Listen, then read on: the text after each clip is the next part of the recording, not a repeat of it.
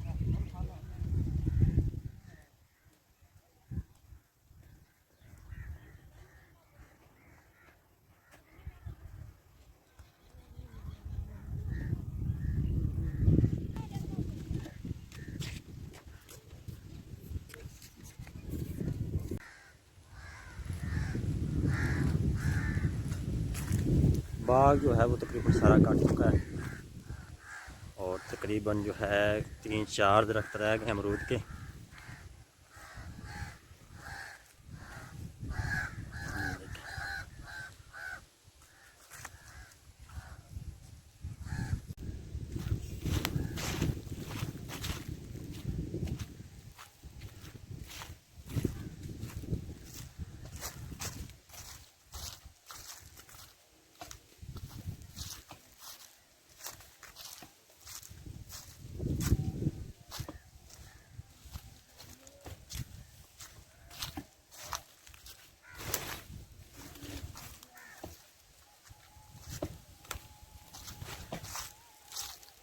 अस्सलाम वालेकुम। की हाल? हाँ जी प्यारे हो, तगड़े हो? अच्छा, ये तेन सलूट मारने वास्ते लैके आया। अच्छा हाँ की हाल है? तबाही कर गति जे, तबाही कर गति जे। कि आज 2 ऊँट लैके आए जे? एक जोर मारने वास्ते।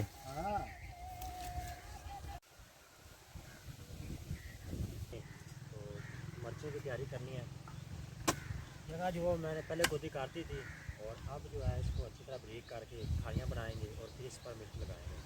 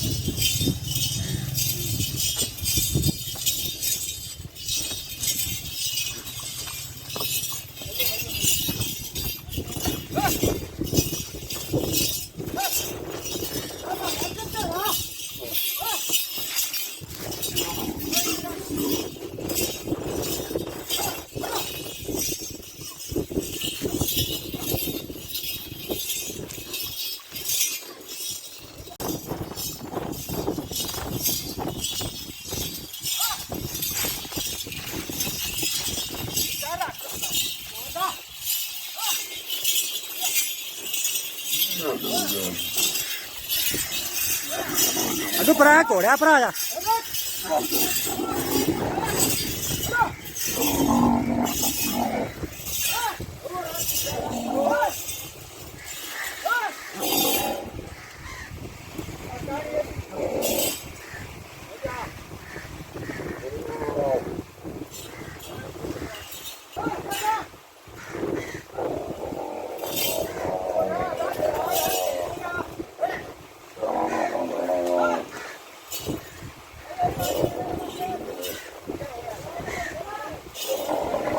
पीछे चलो धक्का लवा